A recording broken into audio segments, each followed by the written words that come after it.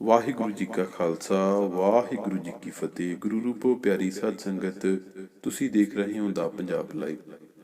ਇਸ ਸੰਸਾਰ ਦੇ ਉੱਤੇ ਜਿਸ ਵੀ ਜੀਵ ਨੇ ਜਨਮ ਲਿਆ ਹੈ ਉਸ ਨੂੰ ਮੁੱਢਲੇ ਤੌਰ ਤੇ ਤਿੰਨ ਚੀਜ਼ਾਂ ਦੀ ਜ਼ਰੂਰਤ ਹੈ: ਹਵਾ, ਪਾਣੀ ਅਤੇ ਭੋਜਨ। ਹਵਾ ਸਾਨੂੰ ਸਤਿਗੁਰ ਸੱਚੇ ਪਾਤਸ਼ਾਹ ਜੀ ਨੇ ਮੁਫਤ ਦੇ ਵਿੱਚ ਦਿੱਤੀ ਹੋਈ ਹੈ।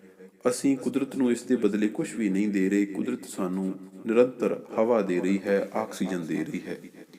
ਕੁਦਰਤ ਦੇ ਹੀ ਸੋਮੇ ਹਨ ਪਾਣੀ ਤੇ ਭੋਜਨ। ਪਾਣੀ ਵੀ ਸਾਡੇ ਤੱਕ ਨਿਰੰਤਰ ਪਹੁੰਚ ਰਿਹਾ ਹੈ। ਪਹਾੜਾਂ ਤੋਂ ਚੱਲਦਾ ਹੈ ਪੀਣਯੋਗ ਪਾਣੀ, ਫਿਰ ਦਰਿਆਵਾਂ ਦੇ ਵਿੱਚ, ਖਾਲਾਂ ਦੇ ਵਿੱਚ, ਨਹਿਰਾਂ ਦੇ ਵਿੱਚ ਹੋ ਕੇ ਸਾਡੇ ਘਰਾਂ ਤੱਕ ਪਹੁੰਚਦਾ ਹੈ, ਅਸੀਂ ਪੀਂਦੇ ਹਾਂ। ਭੋਜਨ ਦੇ ਲਈ ਸਾਨੂੰ ਮਿਹਨਤ ਕਰਨੀ ਪੈਂਦੀ ਹੈ। ਅਸੀਂ ਪਹਿਲਾਂ ਭੋਜਨ ਬੀਜਦੇ ਹਾਂ, ਉਗਾਉਂਦੇ ਹਾਂ, ਪਕਵਾਨ ਬਣਾਉਂਦੇ ਹਾਂ, ਖਾਂਦੇ ਹਾਂ। ਇਸ ਸਾਰੇ ਕੁਝ ਦੇ ਵਿੱਚ ਇੱਕ ਜਿਹੜਾ ਪੈਂਡੇ ਦੇ ਵਿੱਚ ਚੀਜ਼ ਆਉਂਦੀ ਹੈ ਇਸ ਰਾਹ ਦੇ ਵਿੱਚ ਭੋਜਨ ਦੇ, ਉਹ ਹੈ ਰਸੋਈ। ਰਸੋਈ ਸਾਡੇ ਜੀਵਨ ਦੇ ਵਿੱਚ ਬਹੁਤ ਮਹੱਤਵਪੂਰਨ ਜਿਹੜਾ ਰੋਲ ਹੈ ਉਹ ਅਦਾ ਕਰਦੀ ਹੈ। ਤੇ ਅੱਜ ਸਾਡੀ ਗੱਲਬਾਤ ਦਾ ਵਿਸ਼ਾ ਵੀ ਰਸੋਈ ਦੇ ਨਾਲ ਸੰਬੰਧਿਤ ਹੈ ਕਿ ਆਪਾਂ ਰਸੋਈ ਘਰ ਦੇ ਵਿੱਚ ਕੁਝ ਨਿਯਮ ਨੇ, ਉਹਨਾਂ ਦੀ ਉਲੰਘਣਾ ਨਾ ਕਰੀਏ ਤਾਂ ਸਾਡੇ ਲਈ ਬਿਹਤਰੀ ਰਹੇਗੀ। ਜੇ ਉਹ ਗਲਤੀਆਂ ਨਾ ਕਰੀਏ ਤਾਂ ਸਾਡੇ ਲਈ ਭਵਿੱਖ ਉਜਵਲ ਹੋਵੇਗਾ, ਸੁਨਹਿਰਾ ਹੋਵੇਗਾ ਤੇ ਬਰਕਤਾਂ ਸਾਡੇ ਘਰ ਆਉਣਗੀਆਂ, ਖੁਸ਼ਹਾਲੀ ਸਾਡੇ ਘਰ ਰਹੇਗੀ, ਜੇਕਰ ਅਸੀਂ ਉਹ ਕੁਝ ਨਿਯਮਾਂ ਦੀ ਉਲੰਘਣਾ ਨਾ ਕਰੀਏ। ਤੇ ਵਿਸ਼ੇ ਦੇ ਵਿੱਚ ਸਾਂਝ ਪਾਉਣ ਤੋਂ ਪਹਿਲਾਂ ਅਸੀਂ ਬੇਨਤੀ ਕਰਾਂਗੇ ਕਿ ਵੀਡੀਓ ਨੂੰ ਅੰਤ ਤੱਕ ਜ਼ਰੂਰ ਸੁਣਨਾ। ਜੇਕਰ ਵੀਡੀਓ ਤੁਹਾਨੂੰ ਚੰਗੀ ਲੱਗੇ ਤਾਂ ਸੱਜਣਾ ਮਿੱਤਰਾਂ ਦੇ ਨਾਲ ਸਾਂਝੀ ਵੀ ਜ਼ਰੂਰ ਕਰਨਾ ਤੇ ਕਮੈਂਟ ਬਾਕਸ ਦੇ ਵਿੱਚ ਆਪਣੀ ਕੀਮਤੀ ਰਾਏ ਵੀ ਜ਼ਰੂਰ ਰੱਖਣਾ। ਹੁਣ ਆਪਾਂ ਅੱਜ ਦੇ ਇਸ ਵਿਸ਼ੇ ਦੇ ਵੱਲ ਆਉਂਦੇ ਹਾਂ ਕਿ ਕਿਹੜੀਆਂ ਉਹ 5 ਗਲਤੀਆਂ ਨੇ, ਕਿਹੜੇ ਉਹ 5 ਨਿਯਮ ਨੇ ਜਿਹਦੀ ਆਪਾਂ ਕਈ ਵਾਰੀ ਉਲੰਘਣਾ ਕਰ ਦਿੰਦੇ ਹਾਂ, ਜਿਸ ਦੀ ਉਲੰਘਣਾ ਨਹੀਂ ਕਰਨੀ ਚਾਹੀਦੀ। ਸਭ ਤੋਂ ਪਹਿਲਾ ਤੇ ਸਭ ਤੋਂ ਜ਼ਰੂਰੀ ਜਿਹੜਾ ਨਿਯਮ ਹੈ, ਅਸੀਂ ਝੂਠ ਤੋਂ ਕਿਨਾਰਾ ਕਰਨਾ ਹੈ।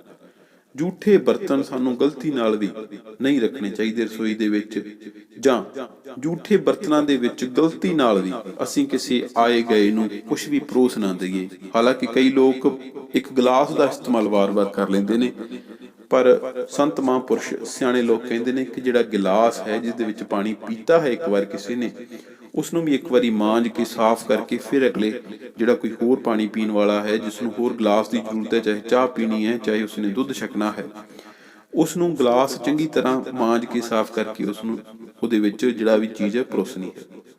ਆਪਾਂ ਨੂੰ 10ਵੇਂ ਪਾਤਸ਼ਾਹ ਜੀ ਨੇ ਖਾਸ ਤੌਰ ਤੇ ਜਦੋਂ ਅੰਮ੍ਰਿਤ ਛਕਾਉਂਦੇ ਨੇ, 10ਵੇਂ ਪਾਤਸ਼ਾਹ ਜੀ ਦਾ ਨਿਯਮ ਸਾਨੂੰ ਵਾਰ-ਵਾਰ ਦੁਹਰਾ ਕੇ ਦੱਸਦੇ ਨੇ ਕਿ ਝੂਠ ਇਸ ਤੋਂ ਕਿਨਾਰਾ ਕਰਨਾ ਹੈ। ਝੂਠਾ ਕਦੇ ਨਹੀਂ ਛਕਣਾ, ਕਦੇ ਨਹੀਂ ਛਕਾਉਣਾ।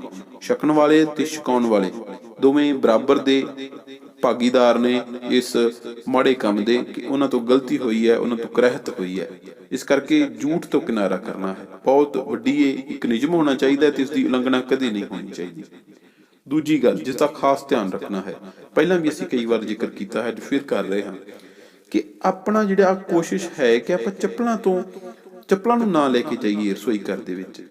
ਚਾਹੇ ਰਸੋਈ ਤੁਹਾਡੀ ਪੱਕੀ ਹੈ, ਚਾਹੇ ਕੱਚੀ ਹੈ, ਜਿਸ ਤਰ੍ਹਾਂ ਦੀ ਮਰਜ਼ੀ ਹੈ, ਚੱਪਲਾਂ ਨਾ ਲੈ ਕੇ ਜਾਈਏ।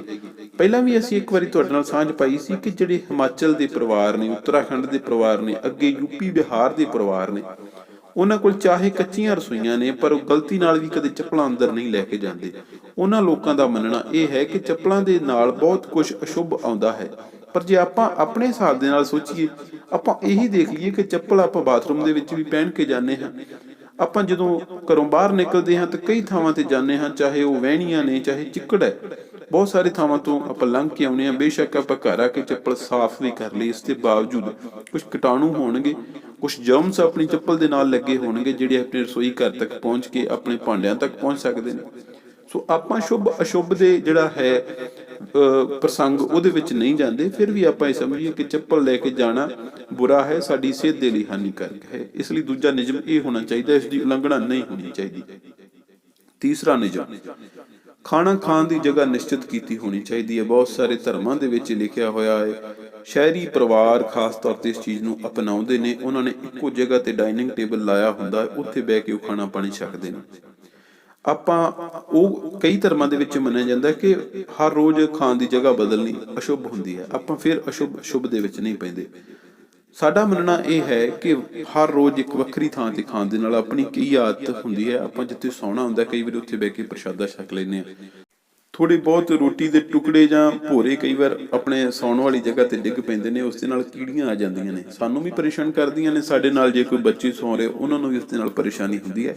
ਸੋ ਇਹ ਇੱਕ ਨਿਯਮ ਬਣਾ ਹੀ ਲੈਣਾ ਚਾਹੀਦਾ ਹੈ ਕਿ ਖਾਣਾ ਖਾਣ ਦੀ ਜਗ੍ਹਾ ਨਿਸ਼ਚਿਤ ਕੀਤੀ ਹੋਵੇ ਕਿ ਕਿੱਥੇ ਬੈਠ ਕੇ ਅਸੀਂ ਖਾਣਾ ਖਾਣਾ ਹੈ। ਉਸ ਤੋਂ ਅਗਲੀ ਗੱਲ ਬੀਬੀਆਂ ਭੈਣਾਂ ਦੀ, ਅਕਸਰ ਆਪਾਂ ਵੇਖ ਲੈਂਦੇ ਹਾਂ ਕਿ ਕਈ ਵਾਰੀ ਉਹ ਗਲਤੀਆਂ ਕਰ ਲੈਂਦੀਆਂ ਨੇ।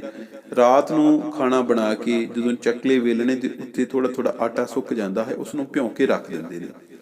ਕਈ ਪ੍ਰਾਚੀਨ ਗ੍ਰੰਥਾਂ ਦੇ ਵਿੱਚ ਪੁਰਾਣੇ ਜਿਹੜੇ ਸਿਆਣੇ ਲੋਕ ਨੇ ਉਹ ਮੰਨਦੇ ਨੇ ਕਿ ਇਸ ਤਰ੍ਹਾਂ ਕਰਨਾ ਮਾੜਾ ਹੈ, ਇਸ ਤਰ੍ਹਾਂ ਕਰਨ ਦੇ ਨਾਲ ਘਰ ਦੇ ਵਿੱਚ ਦਲਿੱਦਰਤਾ ਆਉਂਦੀ ਹੈ, ਗਰੀਬੀ ਆਉਂਦੀ ਹੈ। ਪਰ ਆਪਾਂ ਫਿਰ ਇਸ ਗੱਲ ਨੂੰ ਆਪਾਂ ਨਹੀਂ ਮੰਨਦੇ, ਇਹਦੇ ਵਿੱਚ ਨਹੀਂ ਪੈਂਦੇ।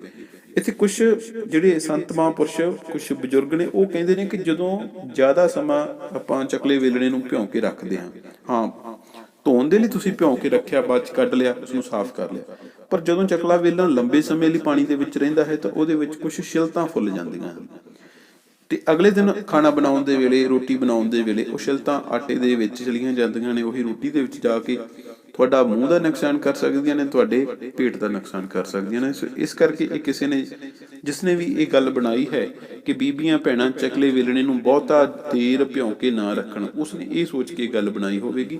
ਸੋ ਆਪਾਂ ਵੀ ਇਸ ਚੀਜ਼ ਨੂੰ ਨਿਯਮ ਬਣਾ ਸਕਦੇ ਹਾਂ ਕਿ ਉਸ ਨੂੰ ਧੋ ਕੇ ਇੱਕੇ ਵਾਰੀ 'ਚ ਉਸ ਨੂੰ ਪਾਸੇ ਕਰ ਦਿਓ, ਉਸ ਨੂੰ ਬਹੁਤਾ ਲੰਮਾ ਚਿਰ ਚੱਕਲੇ ਵੇਲਣੇ ਨੂੰ ਭਿਉਂ ਕੇ ਨਾ ਰੱਖੀਏ।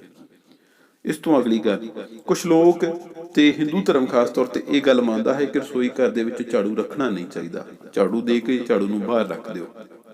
ਉਹ ਮੰਨਦੇ ਨੇ ਕਿ ਇਸ ਦੇ ਨਾਲ ਮਾਤਾ ਲਕਸ਼ਮੀ ਨਾਰਾਜ਼ ਹੋ ਜਾਂਦੀ ਹੈ, ਉਸ ਘਰ ਦੇ ਵਿੱਚ ਗਰੀਬੀ ਕੰਗਾਲੀ ਆਉਂਦੀ ਹੈ ਤੇ ਹੋਰ ਕਈ ਤਰੀਕੇ ਨਾਲ ਇਸ ਨੂੰ ਅਸ਼ੁਭ ਮੰਨਿਆ ਜਾਂਦਾ ਹੈ। ਆਪਾਂ ਇਸ ਮਾਨਤਾ ਦੇ ਵਿੱਚ ਨਹੀਂ ਪੈਂਦੇ ਕਿ ਇਹ ਕਿੰਨਾ ਸੱਚ ਹੈ, ਇਹ ਕਿਵੇਂ ਹੈ, ਕਿ ਇਹ ਵਹਿਮ ਭਰਮ ਹੈ ਜਾਂ ਨਹੀਂ।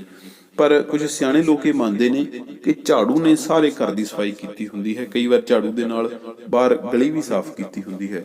ਹੁਣ ਉਹੀ ਝਾੜੂ ਆਪਾਂ ਜੇ ਗਲਤੀ ਨਾਲ ਰਸੋਈ ਦੇ ਵਿੱਚ ਰੱਖ ਦਈਏ ਤਾਂ ਜਿਸ ਤਰ੍ਹਾਂ ਪਹਿਲਾਂ ਜ਼ਿਕਰ ਕੀਤਾ ਹੈ ਕਿ ਕੁਛ ਕੀਟਾਣੂ, ਕੁਛ ਜਰਮਸ ਉਸ ਝਾੜੂ ਦੇ ਵਿੱਚ ਹੋਣਗੇ ਜਿਹੜੇ ਇਸ ਤਰੀਕੇ ਦੇ ਨਾਲ ਆਪਣੇ ਬਰਤਨਾਂ ਦੇ ਵਿੱਚ, ਆਪਣੇ ਰਸੋਈ ਘਰ ਦੇ ਵਿੱਚ ਪਹੁੰਚ ਜਾਂਦੇ ਨੇ ਤੇ ਆਪਣੇ ਕਰਾ ਕੇ ਖਾਣੇ ਦੇ ਵਿੱਚ ਦੀ ਹੁੰਦੇ ਹੋਏ ਆਪਣੇ ਸਰੀਰ ਤੱਕ ਪਹੁੰਚ ਜਾਣਗੇ ਤੇ ਉਸ ਦਾ ਸਿੱਧਾ ਸਿੱਧਾ ਜਿਹੜਾ ਨੁਕਸਾਨ ਹੈ ਉਹ ਆਪਣੀ ਸਿਹਤ ਨੂੰ ਝੱਲਣਾ ਪਵੇਗਾ।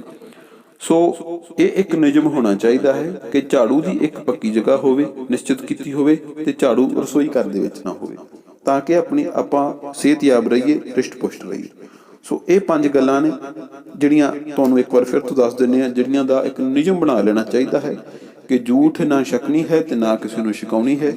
ਚੱਪਲਾਂ ਪਹਿਨ ਕੇ ਰਸੋਈ ਦੇ ਵਿੱਚ ਨਾ ਹੀ ਤਾਂ ਕੰਮ ਕਰਨਾ ਹੈ ਤੇ ਨਾ ਹੀ ਚੱਪਲਾਂ ਪਾ ਕੇ ਕੁਛ ਲੈਣ ਉੱਥੇ ਜਾਣਾ ਹੈ।